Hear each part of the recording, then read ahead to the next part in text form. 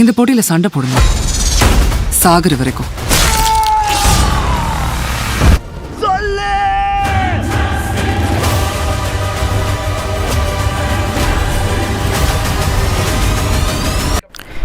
Welcome back to another video guys. இன்றைக்கி இந்த வீடியோவில் வந்து செம்ம ஸ்டோரி உள்ள மூவிஸ் தான் பார்க்க போகிறோம் வழக்கம் போல்.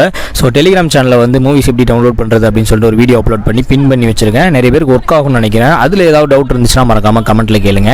டெஃபினட்டாக வந்து அதுக்கு ஒரு ரிப்ளை பண்ணி வீடியோ ஒன்று போடலாம். ஸோ இன்றைக்கி நம்ம லிஸ்ட்டில் ஃபஸ்ட்டு பார்க்கக்கூடிய படம் த டேக்கிங் ஆஃப் பெல்ஹாம் 1, 2, 3 அப்படிங்கிற படம் தான். நியூயார்க் சிட்டியில் காட்டுறாங்க. அங்கே இருக்கக்கூடிய மெட்ரோ ட்ரெயின் காட்டுறாங்க. அதான் பெல்ஹாம் 1, 2, 3 அப்படிங்கிற ஒரு சாதாரண ட்ரெயின். இது வந்து பயணிகளை ஏற்றிட்டு ஒரு இடத்துலேருந்து ஒரு இடத்துக்கு கொண்டு போய் விட்டுட்டு இருக்கு. இப்போ ஒரு நாள் வந்து அந்த ட்ரெயினை வந்து ஒரு 4 பேர் வந்து ஹைஜாக் பண்ணி வச்சுக்கிறாங்க. அந்த ட்ரெயினில் இருக்க பேசஞ்சர்ஸ் எல்லாருமே பிடிச்சி வச்சுக்கிறாங்க. வெளியே யாருக்கும் ஃபோன் போடக்கூடாது, யாரும் உள்ளே வரக்கூடாது அப்படின்னு சொல்லிட்டு ட்ரெயின் ஸ்டேஷனில் இருக்கவங்க கிட்ட வந்து நெகோஷியேட் பண்ணிக்கிட்டு இருக்காங்க. எனக்கு வந்து $10 மில்லியன் வந்து பணமாக வேணும் அப்படின்னு.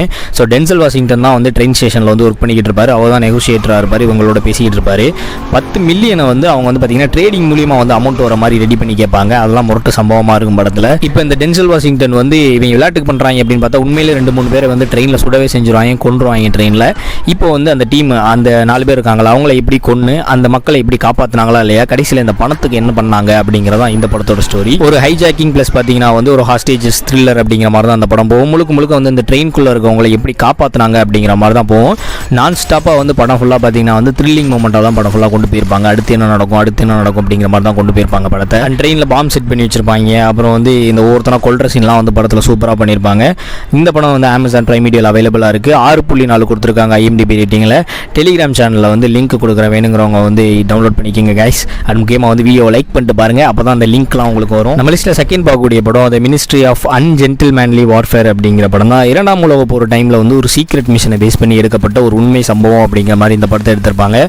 படத்தோட ஸ்டோரினா வந்து 1940கள் டைமில் பார்த்தீங்கன்னா 2ஆம் உலக போர் நடந்துகிட்டு இருக்க டைமில் வந்து நாசிகளோட கப்பல் சப்ளை வந்து கட் பண்ணணும், ஒரு கப்பலை வந்து அழிக்கணும் அப்படிங்கிறதுக்காக. அதை வந்து நேரடியாக பண்ண முடியாது, அண்டர் கவரில் வந்து ஒரு டீம் வச்சு பண்ணணும் அப்படின்னு சொல்லிட்டு வந்து பிரிட்டிஷ் பிரதமர் வின்ஸ்டன் சர்ச்சில் வந்து ஒரு முடிவு எடுக்கிறாரு. ஒரு ரகசியமாக ஒரு டீம் ஒன்று கொண்டு வராரு, உலகத்துக்கே தெரியாத மாதிரி ஒரு தனி டீம் ஒன்று வச்சிருக்காரு. கப்பலை வந்து இவங்க அழிச்சே ஆகணும் அப்படிங்கிற மாதிரி தான் அந்த படம் ஃபுல்லாகவே போகும். ஒரு சி அட்வென்ச்சர் ப்ளஸ் வந்து ஆக்ஷன் வார் அப்படிங்கிற மாதிரி தான் படம் ஃபுல்லாகவே எடுத்திருப்பாங்க.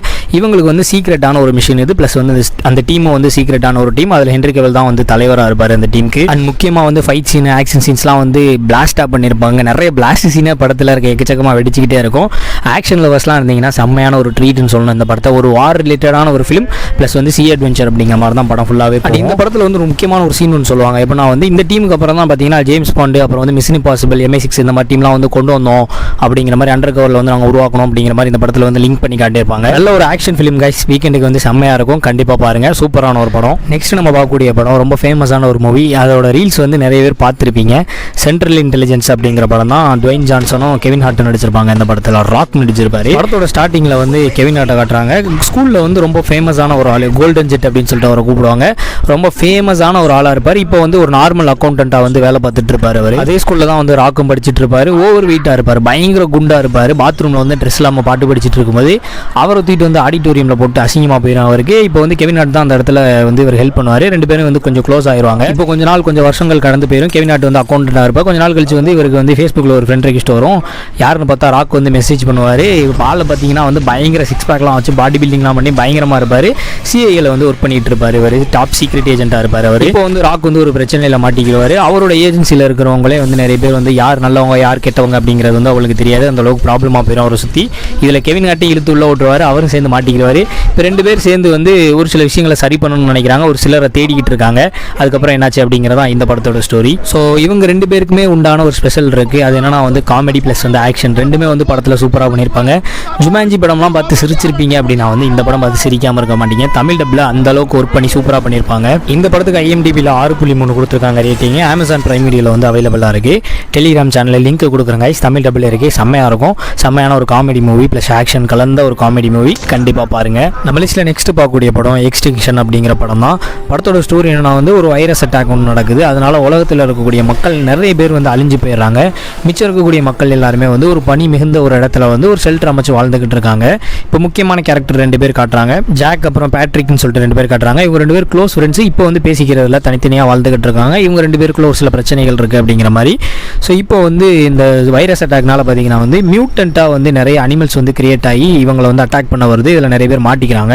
இவங்க வந்து சர்வைவல் ஆகணும், சர்வே பண்ணி தப்பிச்சு போகணும் அப்படின்னு நினைக்கிறாங்க. இந்த ஜாக் அப்படிங்கிறவருக்கு வந்து லூ அப்படிங்கிற ஒரு சின்ன பொண்ணு இருக்கும். அவளை காப்பாற்றணும் அப்படிங்கிறதே இவங்களுக்கான முக்கிய நோக்கமாக இருக்கும். ஸோ இவங்க தனியாக தான் வாழ்ந்துக்கிட்டு இருப்பாங்க. இப்போ வந்து இந்த மியூட்டன் கிரியேச்சர் வர பார்த்தீங்கன்னா வந்து இவங்க நிறைய விஷயங்களில் மாட்டிக்கிறாங்க. அங்கேருந்து அந்த ஷெல்டர்லேருந்து தப்பிச்சு போய் ஆகணும் அப்படிங்கிற ஒரு சுச்சுவேஷன் வந்துடும். ஸோ அதுலேருந்து ஓட ஆரம்பிப்பாங்க. அப்புறம் என்னாச்சு அப்படிங்கிற மாதிரி தான் அந்த படம் ஃபுல்லாகவே போகும். ஸோ இந்த கிளைமேக்ஸ் பார்த்தீங்கன்னா வந்து ஒரு எமோஷனலான ஒரு கிளைமேக்ஸாக வந்து கொண்டு போய்ப்பாங்க. நல்லா எடுத்திருப்பாங்க படம். அமேசான் பிரைம் வீடியோவில் வந்து இந்த படம் அவைலபிளாக இருக்குது. 5.8 கொடுத்துருக்காங்க IMDb ரேட்டிங்கில். ஒரு வித்தியாசமான ஒரு ஹாரர் சயின்டிஃபிக் ப்ளஸ் வந்து ஒரு போஸ்ட் அப்பாக்கலிப்டிக் அப்படிம்பாங்கள்ல அந்த மாதிரியான ஒரு ஃபிலிம் இது.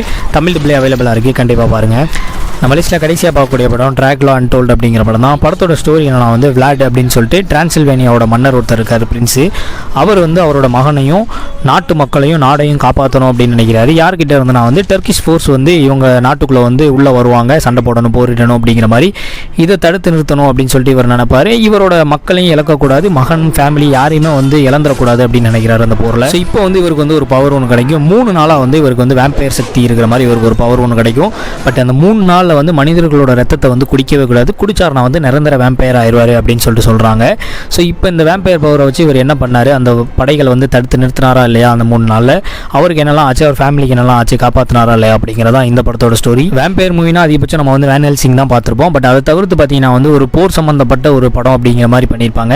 ஸோ ரொம்ப ஒரு நல்ல படம் அப்படின்னு சொல்லிட்டு சொல்லணும். இந்த படத்தை கண்டிப்பாக நீங்கள் பார்க்கலாம். ஸோ ஒரு ஃபேமிலி எமோஷனல் ஆக்ஷன் பார்த்தீங்கன்னா சாக்ரிஃபைஸ் அப்படின்னு சொல்லிட்டு அவன் நாட்டுக்காக என்னெல்லாம் பண்ணுறான், நாட்டு மக்களை காப்பாற்றுறதுக்கு என்னெல்லாம் பண்ணுறான் அப்படிங்கிற மாதிரி சூப்பராக பண்ணியிருப்பாங்க. நெட்ஃப்ளிக்ஸில் அவைலபிளாக இருக்குது. தமிழ் டப்பில் இருக்குது இந்த படம். அமேசான் பிரைம் வீடியோலையும் அவைலபிளாக இருக்குது.